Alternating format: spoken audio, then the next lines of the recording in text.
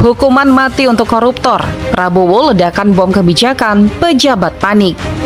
Suasana di Istana Negara mendadak mencekam saat Presiden Prabowo Subianto mengumumkan kebijakan paling kontroversial dalam sejarah pemberantasan korupsi di Indonesia. Saya akan melawan korupsi dengan sekeras-kerasnya dan dengan segala tenaga dan upaya yang bisa saya kerahkan tanpa pandang bulu. Dengan suara baritonnya yang tegas, ia menyatakan bahwa mulai hari ini, siapapun yang terbukti mencuri uang negara, bahkan hanya Rp1, akan menghadapi hukuman mati. Pernyataan tersebut langsung meledak seperti dinamit di tengah ruang konferensi yang dipenuhi pejabat dan jurnalis. Banyak yang awalnya mengira ini hanyalah retorika kampanye yang tak akan pernah terwujud.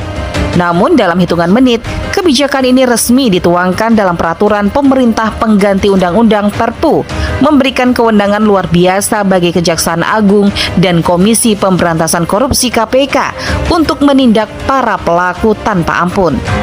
Reaksi pun beragam. Media sosial meledak dengan dukungan dari masyarakat yang sudah muak dengan korupsi. Namun di sisi lain, banyak pejabat mulai gelisah. Beberapa langsung mengecek ulang laporan keuangan mereka, sementara yang lain bahkan dikabarkan mengalami serangan jantung akibat ketakutan. Di kantor-kantor pemerintahan, suasana berubah drastis. Seorang kepala dinas di Jawa Tengah yang pernah menggelapkan dana operasional sebesar Rp3.750 untuk rapat fiktif mendadak didatangi petugas KPK. Pejabat yang dulu menganggap uang kecil bukan masalah, kini justru bisa berakhir di hadapan regu tembak. Tak hanya di birokrasi, efek domino kebijakan ini mulai terasa di sektor usaha.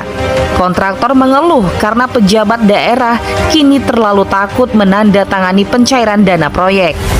Di beberapa kementerian, para pegawai memilih menunda keputusan anggaran demi menyelamatkan diri, menyebabkan birokrasi yang sudah lambat menjadi semakin lumpuh. Di tengah kepanikan ini, beberapa kepala daerah mencoba meminta kejelasan hukum terkait batasan korupsi skala kecil. Namun hingga kini belum mendapat jawaban.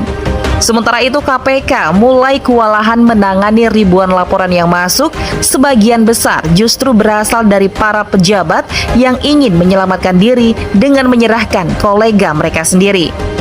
Indonesia kini memasuki babak baru dalam perang melawan korupsi.